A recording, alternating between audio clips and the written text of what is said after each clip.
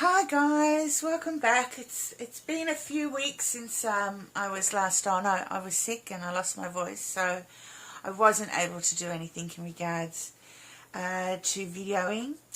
So this week we're taking a break. I think I mentioned in the last video, but we're taking a break from the project, the sampler stitch book.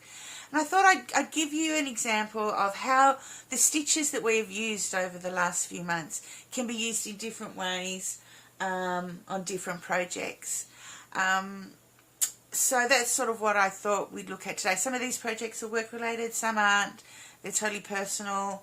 We'll sort of just do a quick run through of a few bits and pieces that I've currently got going.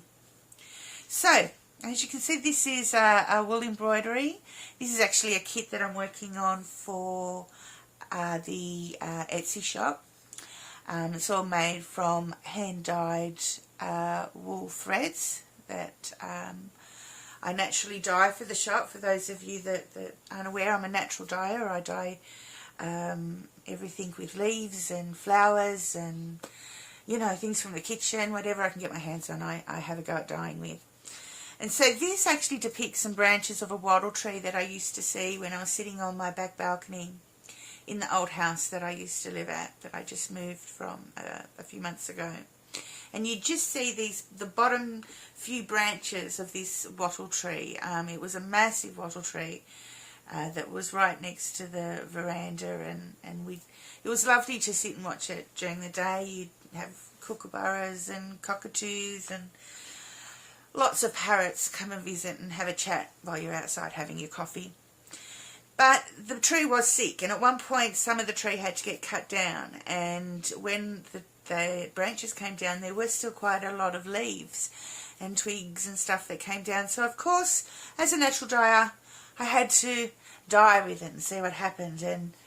And all the flowers here have all been naturally dyed with the leaves from the same wattle tree. So even though this is a work piece, it is quite a personalised piece for me.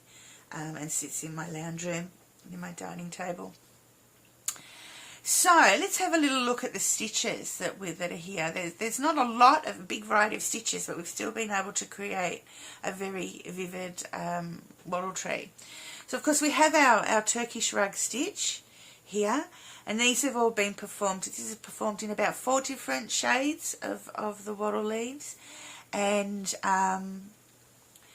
they've done in the square four. For those of you that have watched my previous tutorial on the Turkish rug stitch, or have done the underwater fish scene that we've just completed, we used this very stitch to make some coral sitting on a rock in a square shape that gives you these little bushy bits. So these have been here to use to depict our wattle tree. Then underneath we have some little French knots depicting the little seeds on the trees, on a wattle tree. There, I hope you can see them, hope they're clear enough. Our leaves are full of French feather stitch, sorry. So these wattle trees have little, very small sort of minute branch leaf with a little, anyway, for those of you that haven't seen a Kudamunda wattle tree, this is sort of what the way I think it looks in embroidery form. And the leaves of a wattle tree aren't fully green; they're sort of this greyish green. So these are actually this wool here is actually dyed with carrot tops, and that performs our leaves. And then we have our branches. Now, let's see if I can find you a bit that you can actually see under all of this. So our branches are done with a split stitch, with 3 rows of split stitch. And again, I've done a bit of a variety. I basically had 2 threads going at the same time, and I do a couple of stitches in one colour. They're just slightly different shades. I don't know if you can see, there's some slightly darker, slightly lighter. And I would just interchange. I'd do a couple of stitches in one and then a couple of stitches in another. And we sort of go from 3 lines of our split stitch here all the way down, if you can see here, to 1 line at the bottom. So it goes, and then around here we'll have 2. So it just sort of flows down from the thick edge of your branch and to the thin end at the end. So, I mean, 4 stitches. All 4 stitches we have done during the sampler stitch book. And it produces quite a nice little pretty picture. If I say so myself, I'm quite happy with this one. It's, like I said, it sits in my lounge room next to my dinner table on the wall as a little reminder of a place where I used to live. Okay, so this piece here is a piece I'm working on. It's sort of half work, half personal. Basically, when I brought out the wool embroidery thread range on the Etsy shop, I do a lot of experimentation. I want to make sure that what I'm selling I'm happy with and will last a long time, and something that you'll be happy with. And so I, like for the wool embroidery thread, I dye it first with roving, then I felt it to make sure it withstands washing. Pardon me. And then I leave it out in the sun for 4 weeks to see what it's like with fading. It's a very extensive experiment before the final product gets to the shop.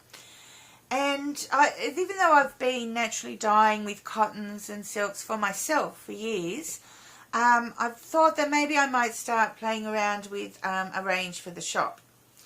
So I decided that, of course, I needed to do formal experimentation, not just what I've been doing for myself over the past few years. So that way I know what I'm selling is right. And now I have books and books of experiments for the wool, and they come out in these big, massive books. They end up, by the time they're full, and they take up a lot of space. So I decided for the cotton that I would make a quilt, or something that's actually useful rather than just books. Pardon me, lying around the place. So this will hopefully eventually be a quilt that I can keep in the studio, that I can refer to, but also can hopefully keep me warm in the middle of winter. So as you can see, the first colour that I have formally experimented with is indigo. Done a lot of natural dyeing with indigo in the past for myself, but this is my first formal experimentation colour that I chose. If you're interested in natural dyeing and any of the natural dyeing techniques that I do, have a look on our website. The Dye to Craft website specifically looks at the dyeing process. The YouTube channel looks at our embroidery, and then the website looks more at the natural dyeing. So there's always plenty of information on there. And this will eventually be a tutorial as well when it's all finished. Discussing the experiment and the results. Excuse me. Thought I'd gotten over this this throat, which is why I thought I'd start today, but not quite. Okay, so what this is basically 3 different fabrics that have been dyed. So we've got a cotton and linen, unbleached calico, and a homespun cotton. We've got just plain indigo. We've got indigo with an iron water dip afterwards, and indigo with a copper water dip afterwards. Again, you can get all the information about this on the website. You have, so for example, here in this line, you have the original dye, and then here, this lighter patch here, is the 4 weeks in the sun. Pardon me. For our threads, I've done stranded cotton, and I've done pearl cotton. And again, the first line is the indigo dye, and the second line is after 4 weeks in the sun. Indigo, of course, will always have some fading. It's just part of life, but it is also, excuse me, I'm just having a little bit of a drink to try and get this throat right. But there aren't a lot of blues in nature, so blue is one of the hardest colours to get. So anyway, so basically we need to look at the stitching really rather than the dyeing process. So again, I've used exactly all the stitches I think on here are stitches that we have already done in our sampler stitch book. We have some feather stitching here, seed stitching, some crosses, some running stitch across here, a split stitch here. Oh, the words are done with a back stitch that's then been wrapped. So we might actually look at that for our next lot of stitches. That might be one of the things we look at. Something we can play with. It's basically where you just do a back stitch and then you whip another colour through it. It's quite easy to do. We have our buttonhole stitch that's done in 2 layers. We have some crosses, the same as we did for our shaded flower. Some detached chain stitches that have then, been done in a circle and filled in with a French knot. Some back stitching. So again, just another example of how you can use similar stitches. I mean, all these stitches, apart from the turkey stitch, is missing from the previous piece, but it's a totally different piece. This is in a slow stitch format, not as formal a format. Different threads, cotton threads versus the wool threads, and a very different vibe and a very different feel and look about it. Okay, so this next piece is a totally personal piece, and it's sort of one of my learning pieces. I always like to be learning something new and trying different things. And this comes from, I'll actually put a link in the notes below, but I've been following a slow stitcher, and the channel is K3N. It's her way of writing Catherine. Her name's Catherine. She's a lovely woman. You can sit and watch her for hours while she's sewing. And she does this form of slow stitching that involves sort of patchwork as well. She actually has a quilting and patchwork background. So she does, I don't know if you can see here, this is sort of a wonky log cabin. And then we've got in this bit here some 9 patches. And although I've played with some quilting in the past, I've never really spent a lot of time on it. So I thought this was a great way to learn, because this is her slow stitch project for the year. Each year she starts a slow stitch project. And her slow stitch project for this year was a comforter that's a self-care comforter. And she's used materials from, her kids' clothes or other family members or pieces that she's been given. And it's all about looking after yourself and self-care. So I'm sort of following along. I'm only 2 months, here we are in August, and I've only done 2 squares. There's this one first, and then there's the wonky log cabin was the second. So I haven't got very far into the project, but I do love doing it. And I'm learning new techniques along the way. But then I am very heavily embroidering a bit more than maybe she would be, and using a bit more variety in stitches than she would be. And my other difference is, rather than it being a self-care comforter, for me, it's a nature's comforter, because everything here has been naturally dyed. All the fabric has either been naturally dyed, eco-printed, the felt is all naturally dyed and made, handmade, everything, all the cottons, threads, everything has been naturally dyed or eco-printed by myself. So this is sort of, when it's finished, the way nature can wrap itself around me, I sort of thought. And again, I've used a lot of the same stitches, but maybe just in different ways. So if we have a look at this bit, and this is counting, we haven't done that yet. We might do some of that soon as well. But I've got our crosses, again, that we use to fill in the shaded flower, circles of running stitch. This is all chain stitch along here, flowers of chain stitch, single chain stitch with our knots inside. In this instance, we've used the feather stitch. The feather stitch a bit differently. I've used it to actually applique a piece of felt down rather than just as embroidery. Now this one here, this is something I picked up from Catherine, and it's blanket stitch, just like we have done previously ourselves in different ways and different formations. but it's been done in a irregular way of itself to form this sort of honeycomb. And it's a way that I had never used blanket stitch, even with, 30, 40 years experience in embroidery. You always got something new to learn, and there's always new things to try, which is what I find really exciting.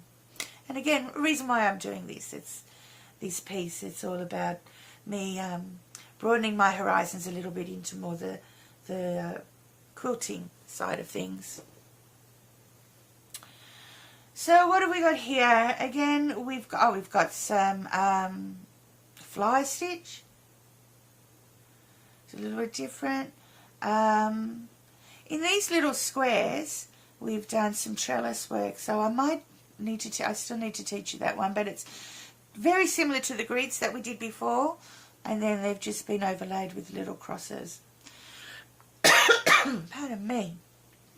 Blanket stitch. What else have we used? We've done on here. There are a few stitches we've still to learn that are on here, but French knots we've got along here. And this is just some running stitches done in different ways. Some back stitch. More blanket stitch. This is the feather stitch, but instead of doing, so where have we got another feather stitch somewhere? Instead of doing a row of feather stitch all the way down, so that it forms one down, I've done them across, and I've only done a very small stem at the end of the feather stitch. So, just trying to think, have I got an example? Where'd this go? Okay, so this is exactly the same stitch. Let's see if I can make sure you can see it properly. This is exactly the same stitch as this, just done in a different manner. So it's done at one stitch at a time, going across horizontally. So you do your V, but then I've done a very small leg to the stitch, and a much bigger and wider top compared to the leg than I have here. And then I've just done them as individually joining up across ways. So it's just an example of how you can sort of change things a little bit and come up with something entirely different. I mean, if between these two pieces we've got a traditional blanket, well, it's not quite traditional, I've also variegated the length, one long, one short, one length, one long, short, but more of a traditional blanket stitch. We've then got two lines of blanket stitch facing each other that for me, reminds me of a trunk of a tree. And then you've got blanket stitch here, which looks like a honeycomb. So the one stitch can be used in a variety of different ways to give you a variety of different looks, which is very exciting. Like, there's no end to what you can do and how you do it. It's really up to you and your imagination. Again, I've got the feather stitch here, and again, I've done them individually, but I've done them, actually I don't know if you can see that, might help if I bring it towards you. Done the feather stitch a little bit different here. I've done individual feather stitches, but I've done them opposite to each other, so one going that way, one going that way, coming down, again, giving you a totally different look. So you can take the one stitch and do totally different things with it, which is an exciting thing, I find, in embroidery. There's no rules, you know. If you get taught you do this stitch and this is how you do it, well, if you find another way of using it, all the better, all the more exciting, all the more fun. And I'm always looking out for different ways that different stitches are being used and put together. There's a lot of smart people out there with a lot of ideas and ways to learn. As I said, I've been embroidering now for, well, it must be over 40 years now. I started as a young child, and I'm now in my 50s, so, and there's always more things to learn and more things to do, and you never really get tired of it. There's also always different styles, more formal styles. These are more slow stitch, which are much more informal styles. it's just a variety of things. Anyway, so that's just a little look at what I'm doing at the moment in my own personal styles. If you want any more information about natural dyeing, go to the website. As I said, indigo might not be the best thing because it is one of the harder dyes to dye with. You have to use a vat system, but there's, you know, quite a lot of different things that you can use in your own kitchen with stuff that you've got in your own house right now that you could go out and learn how to dye for yourself. So have a look at the website. I'll put a link down to Catherine's, if I can work out how, I will work out how, I've got to work out how, a link to Catherine's YouTube channel. She just has a very different way of doing her slow stitching, which I have found enjoyable to sit and do for an hour or two here and there in an afternoon. And obviously I need to do a lot more of it. And the other piece, the wattle tree piece, if you do like this piece, I will be putting together some kits. I've up to the point of writing out the instructions, so I'll get those finalised and get some kits put together. It most probably be another month or so, and they'll be on the website soon. Again, all naturally dyed from my own wattle leaves from my own wattle tree. Alright, I'll see you next time.